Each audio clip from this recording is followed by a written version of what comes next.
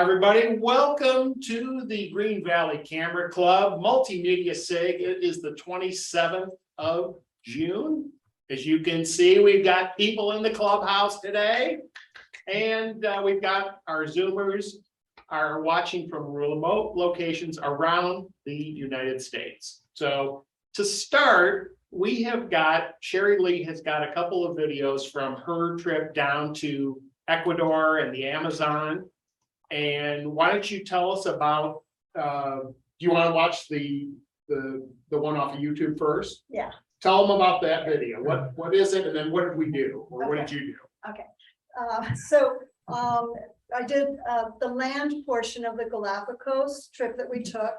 So we have the turtles, the tortoises, we have the land iguanas, the marine iguanas, an assortment of birds and stuff.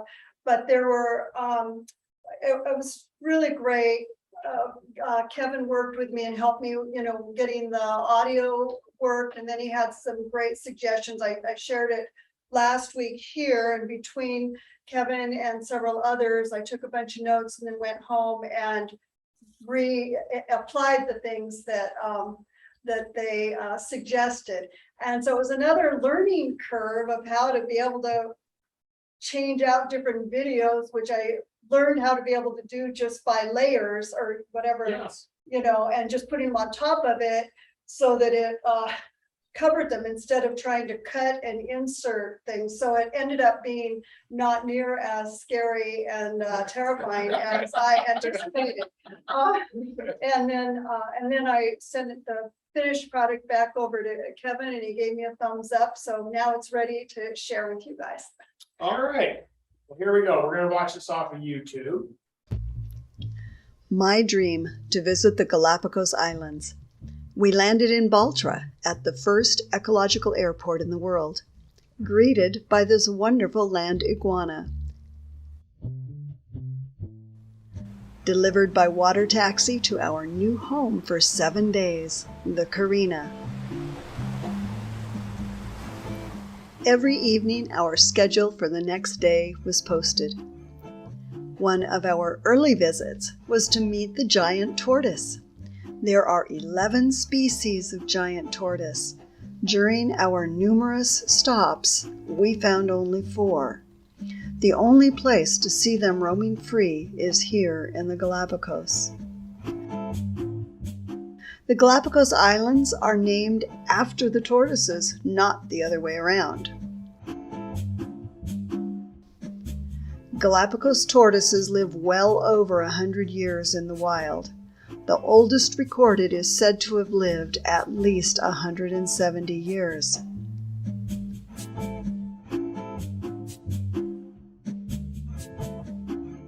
Galapagos tortoises can go for a whole year without food or water.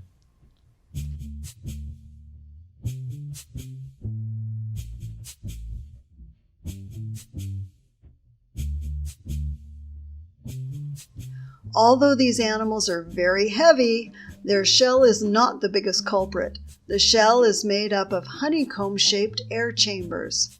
While this lightens the load significantly, the tortoise's ability to lift itself is still a sight to behold. I couldn't lift up that shell.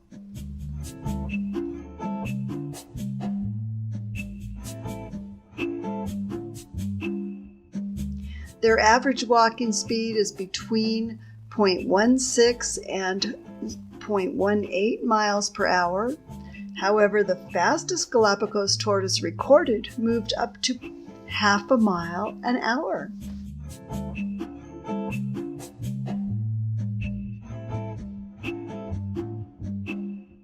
Males may grow up to 6 foot long and 4.5 feet wide. Females are generally smaller. Males can weigh nearly 600 pounds. Females weigh up to 300 pounds but average 250 pounds. A Galapagos tortoise fight is quite a spectacle. The males will glare at each other, open their mouths, raise their heads as high as tortoisely possible, and then that's it. Highest head wins. The loser will suck his head in and slink away.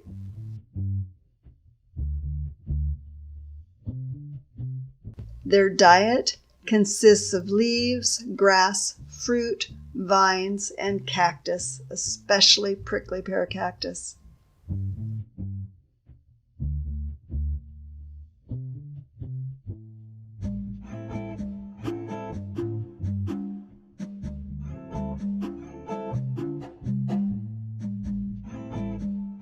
When Charles Darwin visited the islands in 1835, there were 15 different types of giant tortoises in the Galapagos.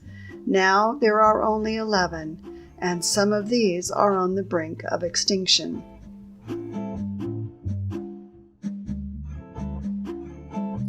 Galapagos land iguana. Doesn't it look prehistoric? They weigh up to 175 pounds and grow over 3 foot long. Like the Galapagos tortoise, they love the prickly pear cactus. They also eat insects and carrion. Land iguanas are known to live at least 60 years.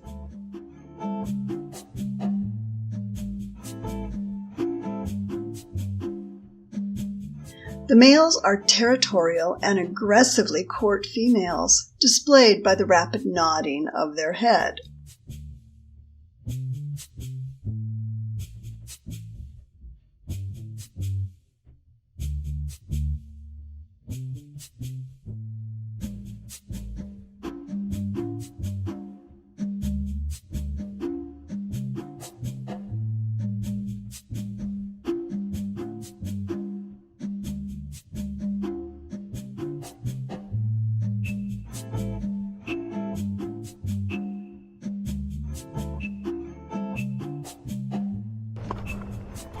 We had tours of some sort every day on land and water.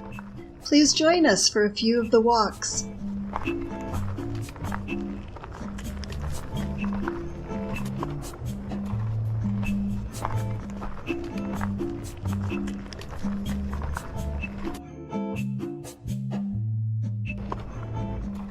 Our guide would prepare us for the walks as mild or easy. Seeing our first marine iguana was quite a thrill.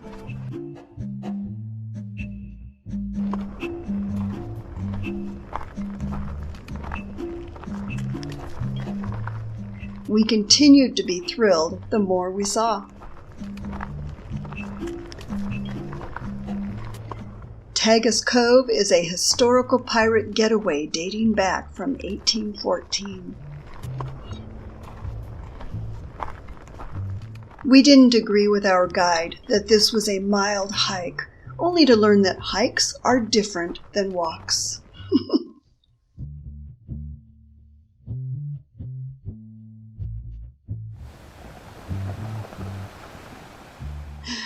This is so gorgeous.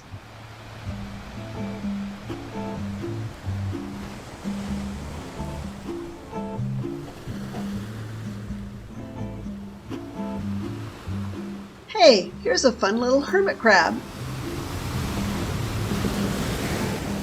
And this colorful beauty is the Sally Lightfoot crab, also known as the red rock crab.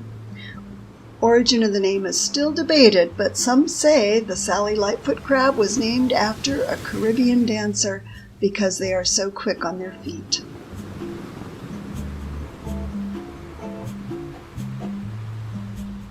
They have a symbiotic relationship with the marine iguanas. They eat the parasites and dead skin off of marine iguanas, so the iguana gets a bath and the crab gets a delicious meal. Most days we went out on the Panga for a tour and again for snorkeling. Hopefully you've seen the snorkeling video of this trip I made earlier. Black-tip reef sharks mostly swim in shallow waters. They are very social, typically found in larger groups. These are juveniles. The adults grow to about 6.5 feet long, 200 pounds, typically living longer than 10 years.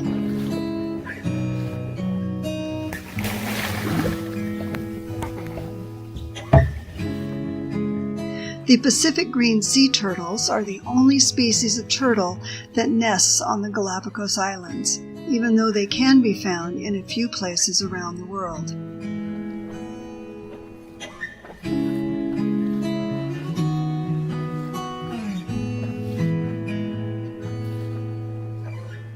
Spotted eagle ray. Lots of jellyfish. We did not go snorkeling that day. Beautiful views along the coast.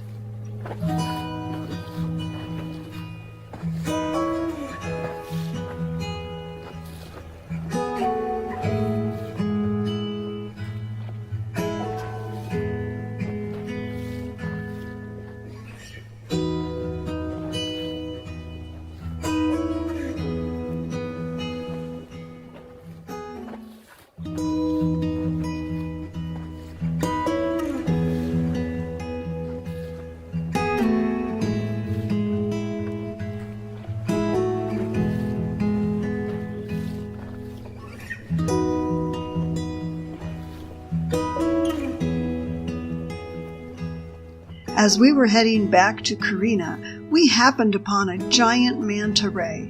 Look for the wingtips coming out of the water. Manta rays are the largest ray, weighing in at 6,600 pounds. Do you see where he is? And measuring 13 feet across. It is also referred to as devilfish or devil ray because of the unique horns on top of either side of its head. On the boat, we were then entertained by humpback whales. That's cool. Well, after so much excitement, it's time to rest.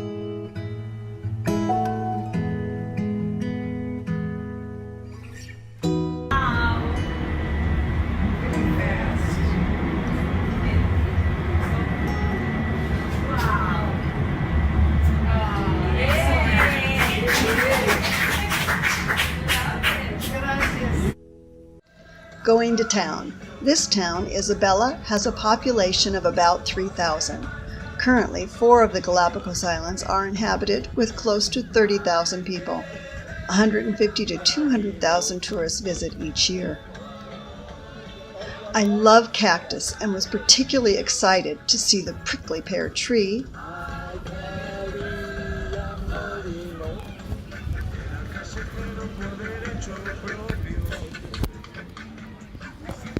lava cactus, and candelabra cactus, all endemic to Galapagos. And don't you just love lizards? I sure do.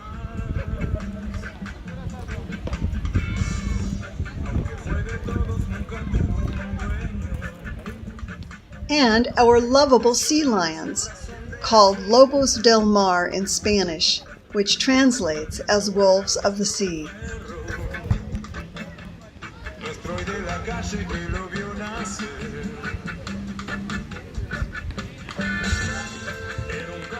Galapagos sea lions are able to dive 100 to 200 feet down and can even hold their breath for 20 minutes.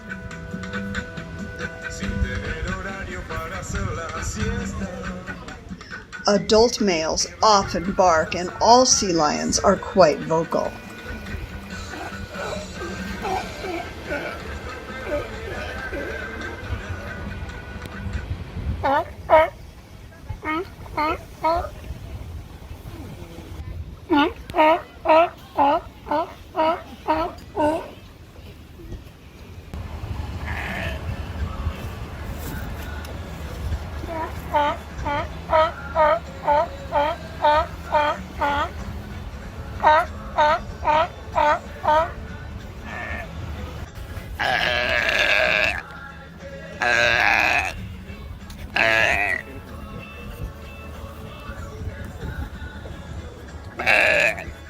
A mother sea lion recognizes her pup's distinct bark. Panga is a favorite napping spot.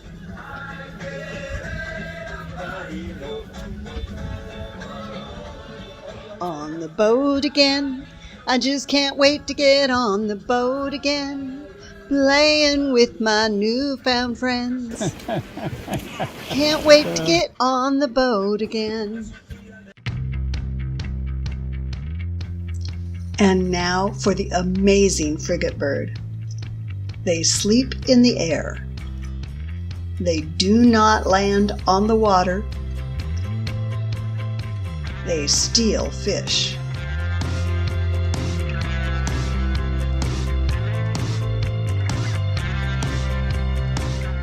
And the males puff up their red chest for mating.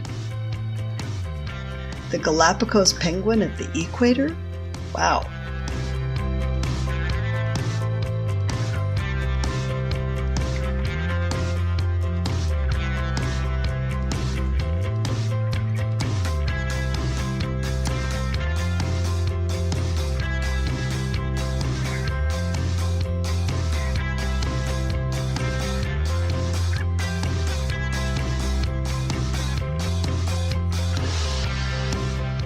One of my favorites is the flightless cormorant, evolved from its island habitat. A tourist favorite is the blue-footed booby. The females choose their mate based on the color of blue of their feet. As we round this corner, we are in for a real treat.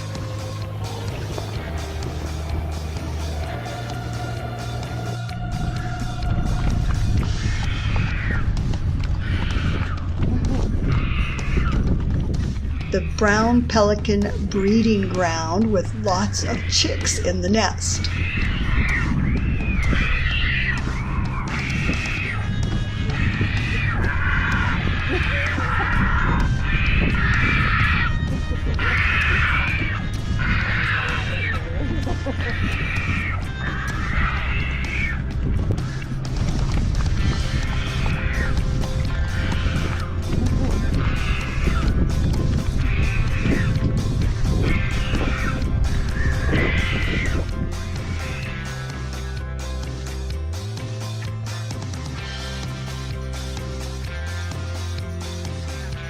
And the stunning greater blue heron.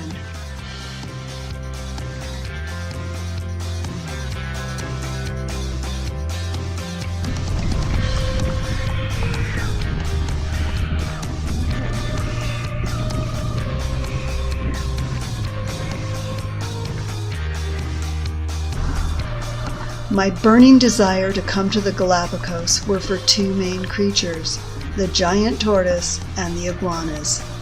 Now we are going to visit the marine iguanas, which flourish and exist only in the Galapagos. I was in absolute heaven.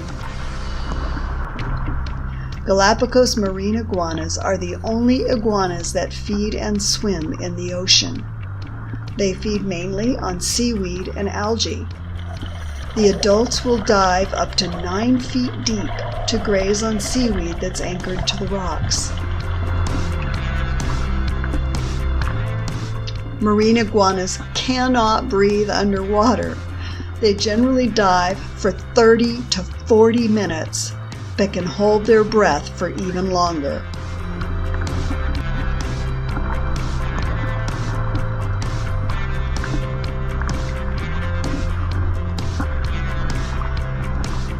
Because they eat in salt water, they have to get the salt out somehow, so they sneeze and snort all over the place.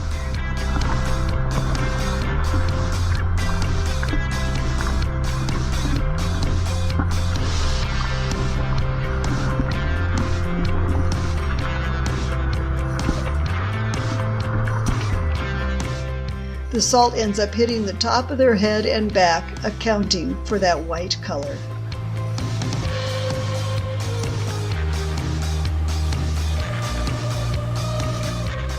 Yes, it's a good day.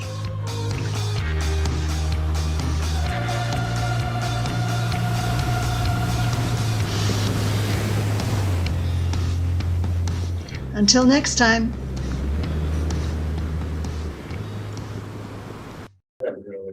So special thanks to Kevin May without detailing Yeah. the vignette guy. Yes.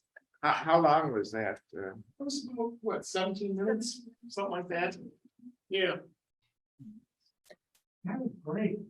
That brought so many memories. That I loved it. Now we gotta turn off YouTube. Yes, turn on YouTube. Yeah, Zoomers, what do we think?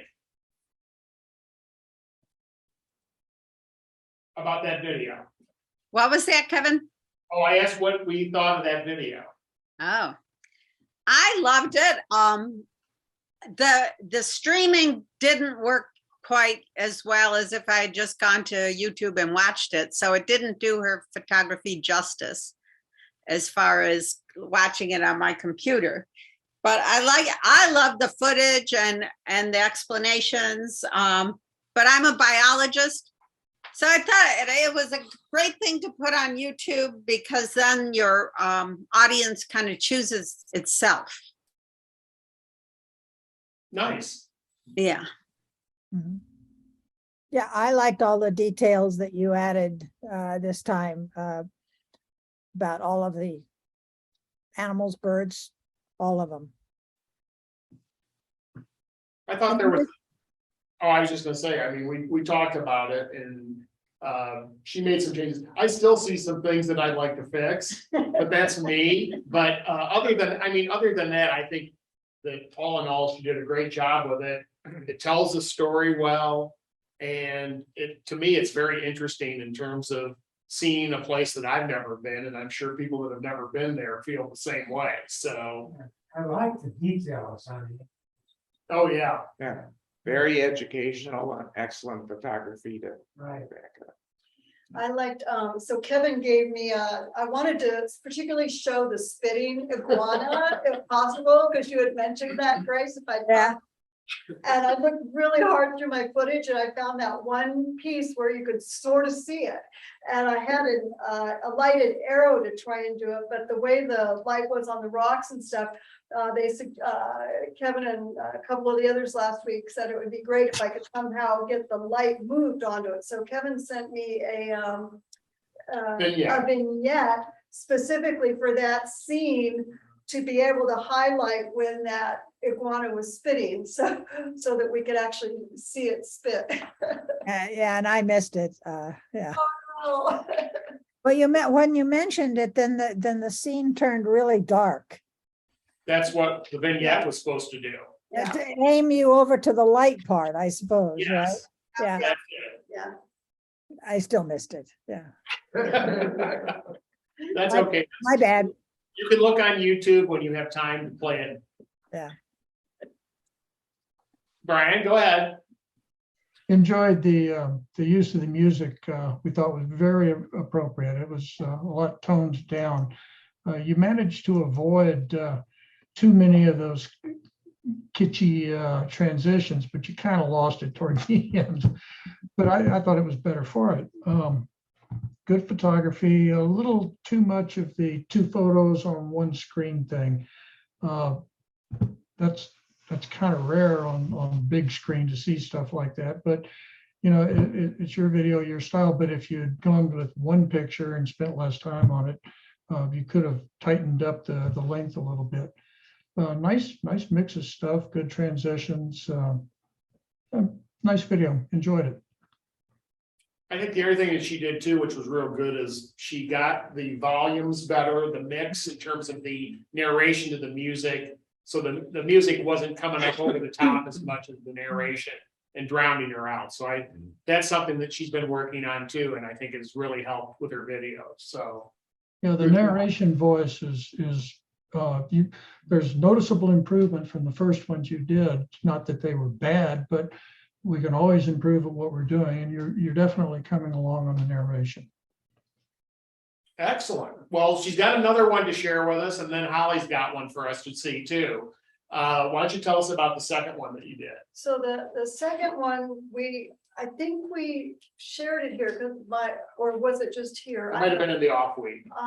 Anyway, it was on the Amazon portion, and my sound was just way off, and I didn't realize how bad it was until we did it here, and then we had quite a conversation.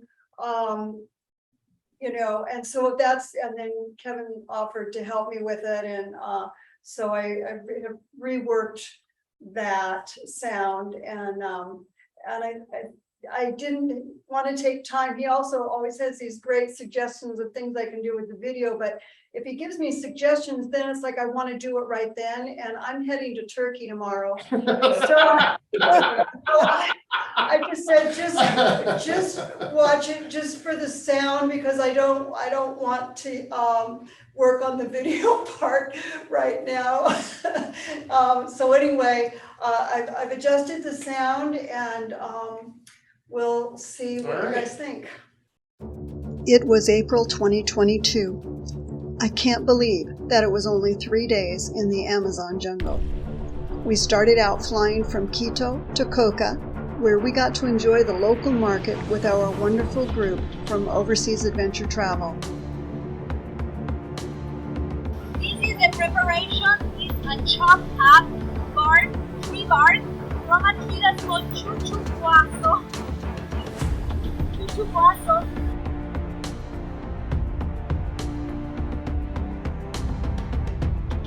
From there, we boarded a motorized canoe and traversed a small portion of the Napo River, one of the main feeders of the Amazon River.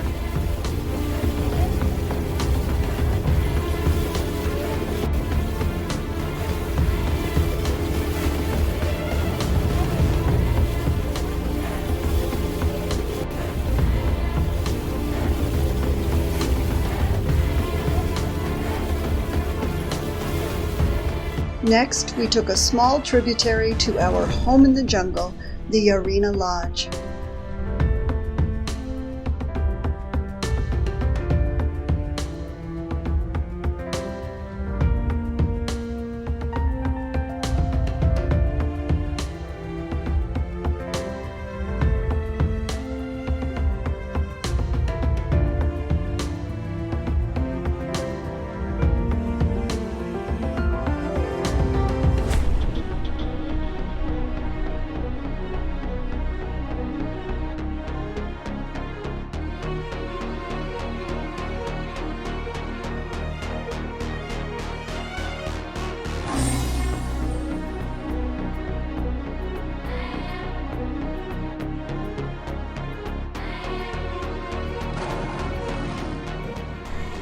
And here's our fun little cabana.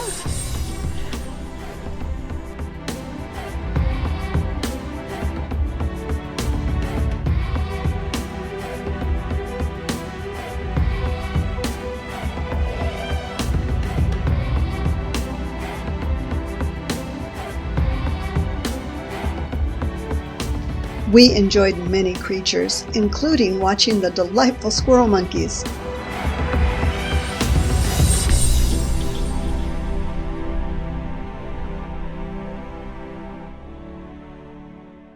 It was amazing in the Amazon jungle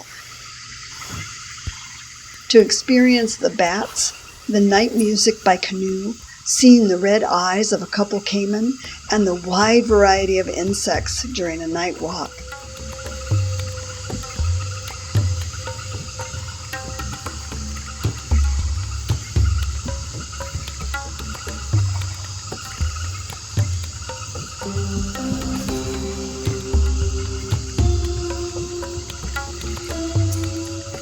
My personal favorite was the pink-toed tarantula. Then there was the daytime jungle walk.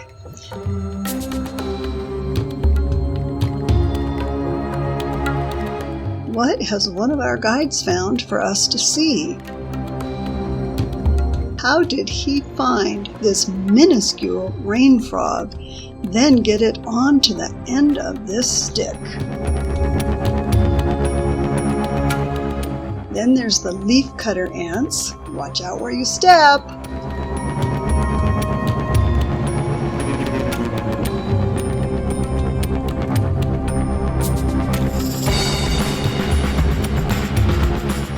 Now what are we looking at?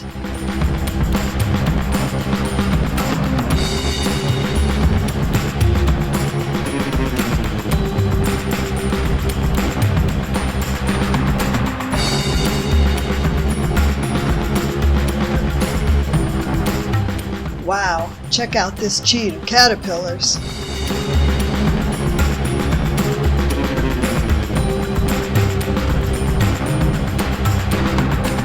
I also enjoyed finding fascinating fungi. Our destination, the local temple. Fear, respect, and fear. Who think about those roots, they better don't spend the night. We got to try our hand at fishing for piranha.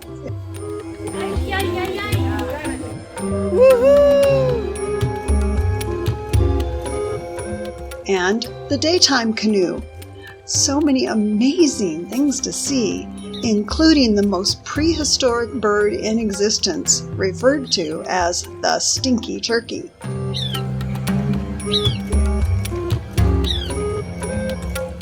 Many beautiful birds.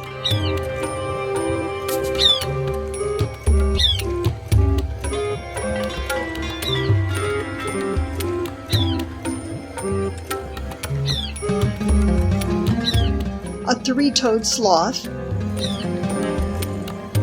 giant river otter,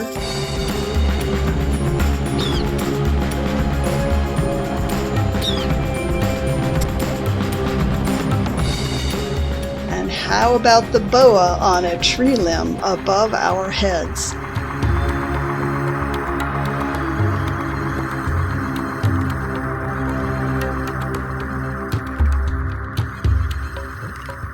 One of my favorite aspects of traveling with OAT is a day in the life of. Meet Christina of the indigenous Quechua village. She shared her daily life with us in a walk through her farm in the jungle, including cutting down a palm to retrieve its heart for our upcoming culinary enjoyment.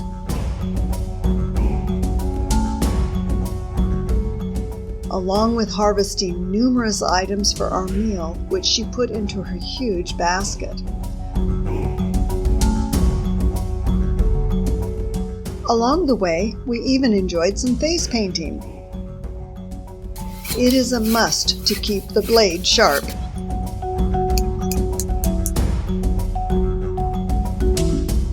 Now it's time for us to join in the meal preparation.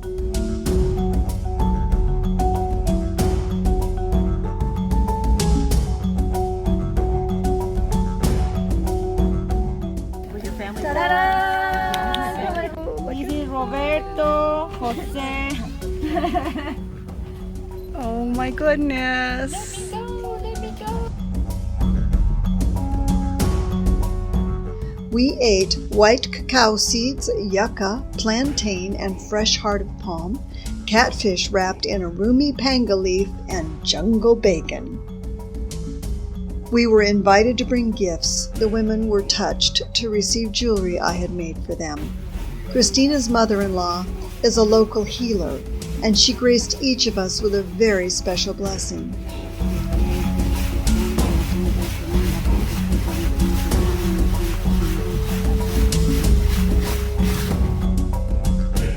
Thank you for joining me on this very special adventure.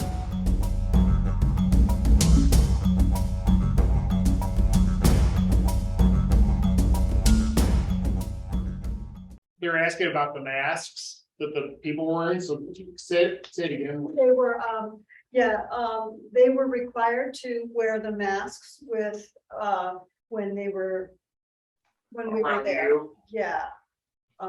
That was an Ecuador thing, and OAT was very selective in who they would bring us to have these experiences, and so that Okay. was part of their safety requirements. Okay, nice. Yeah. I suspect the mask wearing requirement is more to protect them from the tourists than the other way around. You know, the indigenous people's immunity to outsiders stuff is a lot lower. You just killed the mood. Sorry about that. That's okay. Anybody else have any thoughts on Zoom about this?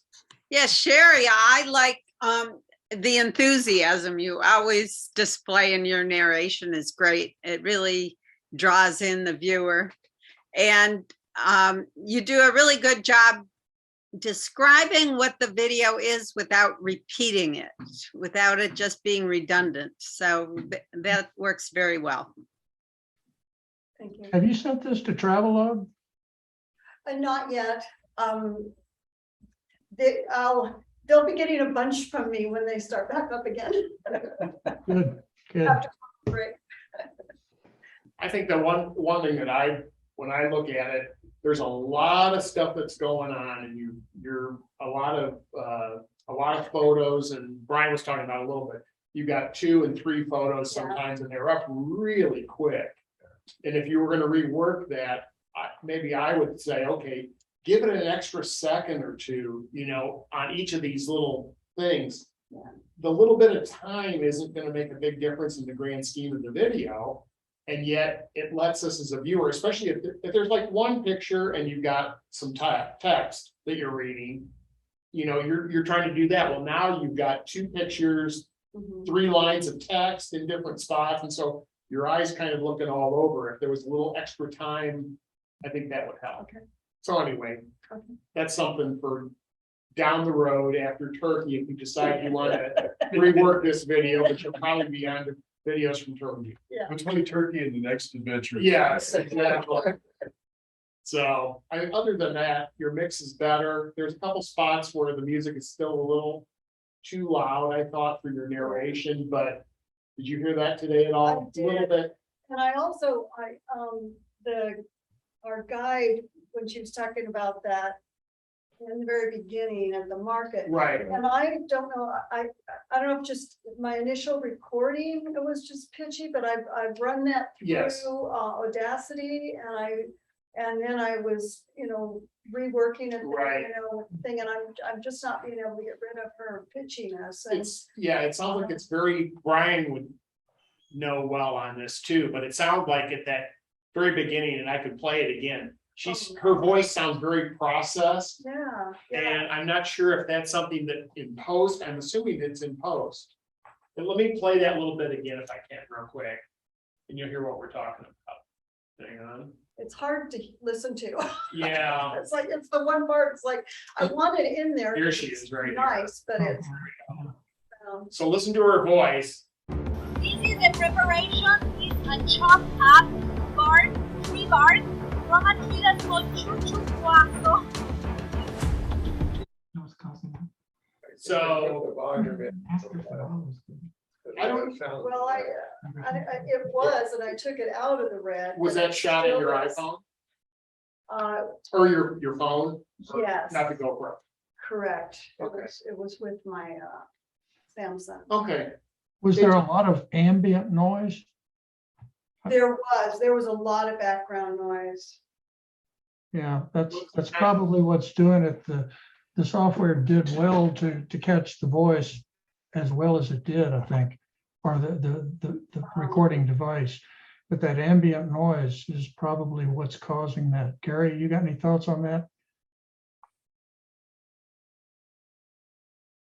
He's got to unmute. Have to unmute. Yes. Sometimes if you have a clean area of background noise, you can have the software try to eliminate it and then try to isolate just the vocal part, and then you can work on that. Sometimes that works well. If you can get a clean part in the clip where there isn't anything else but background noise going on. And that's why when we're doing voiceover, we start the recording, let it run for at least 5 seconds, and then start talking. That way we can take that 5 seconds and use it to scrub the rest of it. Oh, it didn't work with. Right, that's a good technique. Yeah, it won't keep out flushing toilets somewhere in the building, but it works pretty well if it's a steady, HVAC. HVAC or something. Yeah, that's something that I had picked up when I first heard it, and I was like, wow, and just something's going on here, and I don't know what, and I'm thinking, well, maybe there's something in the software, not so much the phone. It'd be interesting to hear the file, hear your clip, and hear if you hear that. And the clip, there was a whole bunch of her talking Right. about all kinds of stuff. So I did not have any just Right, background noise. I mean, right. you know, and if I tried to, When you Yeah. hear it on the phone, Yeah. does it sound okay? Or does it get kind of tinty like that? I transferred it, it's just on my computer, Oh, so I okay. don't know. It'd be interesting to hear the original clip Okay, and hear what's going on okay. and compare it to what we hear there. That's just something Yeah, for just Right. answer a question. You just muted me. Oh, Susan just had a thought. If you really can't salvage it, find somebody who can replicate the accents and do a voiceover. You know, just cut it out and replace it with a whole new clip like they do in the movies, you know, in the sound booth afterwards. that's not a bad idea. Yeah, cool, great Okay. ideas, thank you, appreciate it. It'll certainly help me as I'm preparing, as I go into this next trip of things that I can be aware of to Well, sure. incorporate, yeah. Well, you're always learning new techniques and things and you say, okay, I did that. Now I'm gonna try it this way and hopefully it works out better. Yeah. Well, thank you for that. What were you using for a recording device? You using your phone? I didn't catch that. I'll use both my phone and I was using my GoPro, but that particular scene was with the phone. Okay. Yeah, because a little directional mic works really good on stuff like that. That'll have to be the trip after Turkey. Yeah, You won't have time to get Amazon today. I know I won't. Well, hey, Holly, why don't you share your little video that you got for us today and let's see what you've got going. Okay, this I made originally for a radio spot to promote my book because I'm having a book signing at the end of the month, at the end of July. And then I decided, well, I should put some video with it. Well, it's not video, as you'll see, but make it a video to put on my website about the book. So that's what it is. And I do screen share, share sound, optimize for video clip, Yep. and share, I think. Is that it? That's it. Good. Okay. Would you like to know how the book It's Okay, Scream in the Shower came to be written? Meet Holly Korba, author and photographer of It's Okay, Scream in the Shower. You'll hear her talking to her book club. Holly explains how she came to pay it forward to those dealing with grief through this recent release. This book really took me over 3 years to write this book. And I always have written, like I always wrote journals off and on since I was 7 years old and my family went to Florida. And my father told me to write a journal of the trip. And I've always taken pictures since I was in high school, especially when my son was young, of course. Yeah. But when Ron passed away, I kind of stopped both of those things for a little while. But what really inspired me to write was the preface, which is by Linda Sparks. Yeah. Linda Sparks called me up maybe 2 days after Ron passed away. And Linda lives at La Posada with you guys. Mm-hmm. And I knew her from Camera Club, but not real well. And she said, Holly, I'm sorry, I heard your husband passed away. And I said, yes. And she says, well, my husband died 8 years ago, which I had no idea. Yeah, I didn't know she'd even been married. Right. And she said, after he passed away, there was a lot of things that I wished I had known. And I wrote them all down. And I put them in an email to Linda Gregory, among other people, and sent them to her when Dave passed. And she said, people I've sent them to have found them very helpful. Do you want me to send it to you? So I said, bless you. Sure, please. And it was the preface that says, okay, so hubby's dead. Here's what you need to do. It saved my life. And I emailed that to probably 6 or so friends. All of us. Yeah, I sent them all. I sent the preface to all of you, and some other friends I had who were older, and you never know when these things are going to happen, but it's more likely then. And then I started reading, just because I wanted to put my head somewhere, and of course it was on dying and grief and stuff, and I started reading. I have a collection of probably 50 books that I read during that first few months, and writing a little bit later on, but kind of stopped taking pictures for quite a while. And then one of my friends passed away back in New York, and his wife was a friend of mine, and I was trying to like support her long distance, and I would send her little texts every day with photographs, and she responded to those. And so after a while, I got back to New York, and I was telling her I was going to write a book. And she said, "Oh, you're going to include your photos, aren't you?" And I hadn't planned on including the photos. And she said, "You've got to include your photos."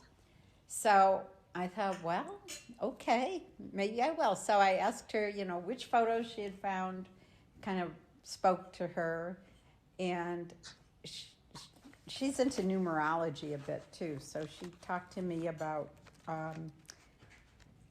threes and fours and dozens, and that it kind of helped me organize the book, because when I had been writing, I was just sort of writing journal style. And when I decided I wanted to share this with other people in a way that would be helpful to them, I had to reorganize. So the way the book is organized now, I don't know, it's pretty unusual, I think, to have 2 tables of contents. But that's what I have, like the overall look at it, and then in each of the 3 phases, you see there's 4 parts that deal with physical and emotional being, and communicating and relating, and spiritual solace and evolution and practice. So for people who are have dealt with loss, which probably almost everybody has, they can turn to a section that's kind of where they're at now, because everybody's different. For some people, it might take years to just get through phase 1. And for other people, they might be like on phase 3 without ever having experienced a major loss, because phase 3 is pretty much just getting on with life, being your own person. But I had several people help me as far as editing. I have a couple retired English teacher friends who went through it. And then I was so lucky. One of my friends had published a book about her mom. When her mom passed away, she decided to write a book for her grandkids on her mother's role in the French resistance during World War II. And so I asked her about, well, how did you get your book published? And she connected me with a woman who had been a publisher, a small publishing company of 2 women, The Right Stuff it was called, and one of them, no, Right Plus, I think. Anyway, one of them had both of them had retired. And but she I met up with, and she was such a big help to me. She's the one who found the printer for this. This is, I like the way it was done with the spiral and the back though and everything, so easy to flip and. Yeah, well, thank you. The whole point, I told her I wanted 7 by 10, which is not easy to find in printers. I wanted it about the size of a National Geographic, because it's easy to pick up and hold and carry, and yet it's big enough to show the photos reasonably. So I wanted it that size. I wanted spiral binding, because I would have places in here to write, and you needed to lay flat for that. And also the photos are better. If you're going to do the meditation stuff, it's better to just open it and be able to lay it flat and do that. So I needed that, and I needed a company that would mix color pages with black and white, and the print would come out reasonably good. Oh, no, that's a lot of consideration. Yeah. I know Stephanie has written books, and but regular, Yeah. Yeah. Well, But she had gone through this, what the images are what to put on the cover. Right. That was a long, ordeal on some things. Right. I found out when you deal with self-publishing, one of the questions you'll probably get asked is, do you want to design your own cover or hire somebody? And I had come up with the title, It's Okay, Scream in the Shower, because I'd been talking to a friend of mine who also lost her husband about 6 months after I lost mine. And she was really upset, and she was telling me about how you just get so emotional and your intellect kind of goes out the window for months, but you just get so emotional. And I said, yeah, it helps to get that out. Like I just scream in the shower. So it's okay, scream in the shower or wherever. And she said, yeah, I think I'll try that in the car. Yeah. So that's what she did. Busy parking lot. No, but that's where the title came from. And then I just decided at some point to take a picture of myself screaming in the shower. So that's that's me. You are kidding. No, that's me. And then I wanted to make it a little abstract, So I edited it, and I thought, no, I'm going to design my own cover. I want to do that. So I did. I'm impressed. Thank you. Yeah, thank you. Writing, pictures, cover. Yeah. Yeah. That never. Are you facing the death of your spouse or searching for ways to help a friend whose partner has passed away? Are you the executor of an estate? Do you not know where to start, not even know how one can survive such grief?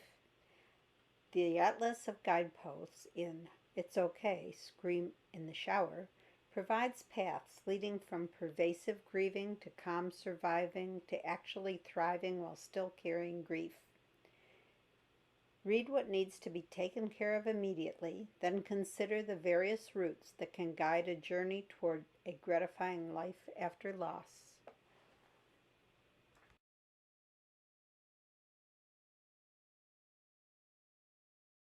Copies of It's Okay, Scream in the Shower retail for $23.95, or discounts are available at book signings in person. To purchase a copy online, pay via PayPal or contact Holly at hollycorbett@gmail.com and arrange to send your check. Thanks for listening. Enjoy the present and live your life with love. Okay. Wow. Holly, can you tell It's us an ad. what the heck? I said, so it's an ad. Well, that's okay. Can you tell us how you did the recording of when you were talking with a group of people? Yeah. What did you use to record that? And then also, what was the setting in terms of how many people were there in the room and stuff like that? Can Okay. you tell us a little bit about that? Yeah. I used my iPhone, and it was a book club meeting. My book club had decided to read that as a club. And there were only about 5 of us there, 5 or 6 in my living room, which is a pretty spacious room. And I didn't tell people they were being recorded because I wanted it to be candid. So Sure. that was it. The one thing that, from an audio standpoint, you had volumes all over the place in terms of, at times when you first started talking, it was pretty loud, let's say, and then at some point, halfway through or so, your voice was a lot quieter. The other thing that bothered me, for want of a better term, is you could hear noises of stuff going on in the room as you were talking. People were either coughing or there was rustling and stuff that was going on a little bit in that audio. Yeah. And then the other thing that made it hard too is probably because you were closer to the iPhone, your voice is clearer, they're further away. And it was hard to hear them and make out what they were saying. Almost as a viewer, I think I'd have to go in and I'd be turning the volume up and down to get, like, as you're talking, you're okay, then when they're talking, I'd have to turn it way up to hear them.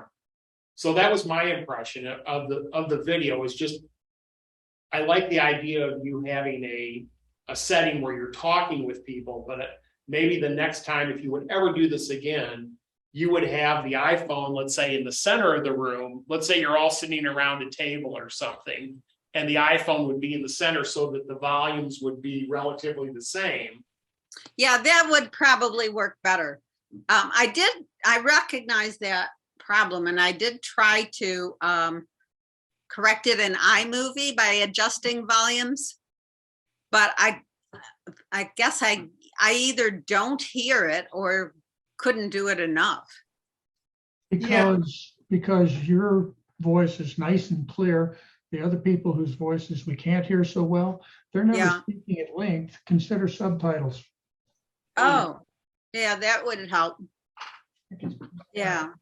So also your introduction and your wrap up are a totally different recording session, and their volumes are much softer than your actual talking at your book club. Right. Yeah, just some adjustment maybe at the front and the back end, to just raise those levels up a little bit for your talking when you're not in the group would help that. So it's a little bit more even. So I don't know. I'll try to do that. We'll see. Yeah. Good idea. Good ideas. You know, Holly, was the intent to market your book? It's going to be part of a radio spot to describe a book signing that I'm going to have. So, sort of. Because, you know, I don't know if you were working from a script, but the narration that you did was outstanding, I thought. And like Kevin was mentioning, it seemed like the background noises and stuff were really distracting from that. So, you know, and again, like Kevin's mentioned, I don't know if you're planning on doing this over again, but if you did, I would just do a straight narration and then ask for your book club members to maybe do some comments. Nice. You know, do some audio comments and everything, where they could, as you're highlighting certain parts of the book, you could work that into your presentation. So. Okay, yeah, good ideas. I don't really see where your book club really did a value added job for you in terms of, yeah. You know, this was really great stuff, you know, and so maybe in hindsight, you know, you could come back to them and say, you know, would you mind making a few comments about the book? You know, how did it impact your life? That may be helpful. Now, I'm interested in buying your book, by the way, just so you know. Yeah, me too. It's at Quail Run Books for you people in Green Valley if you want one. Well, the other thing that I kind of like too about what Tom was saying is that maybe even if you had some of these people, like members of the book club, talking a little bit about it, have them on camera, actually on camera, and work some of that into it, just for some added interest, because for the most part, all we're seeing is text, you know, photos of the book and stuff like that, or maybe incorporating more of the photos that you have in the book would be nice too. So just to give it a little zing, it needs some visual stimulation. That's just my thought. Yeah, originally I was doing it as only audio. Okay. And then I thought, well, if I'm going to send this audio on a flash drive to some radio announcer, I might as well add some photos so he's not totally bored. And then I saw other uses for it. So yeah, I could zing it up a bit. And luckily I have a book club in New York too. So I don't have to wait till I get back to Arizona to have other people on it.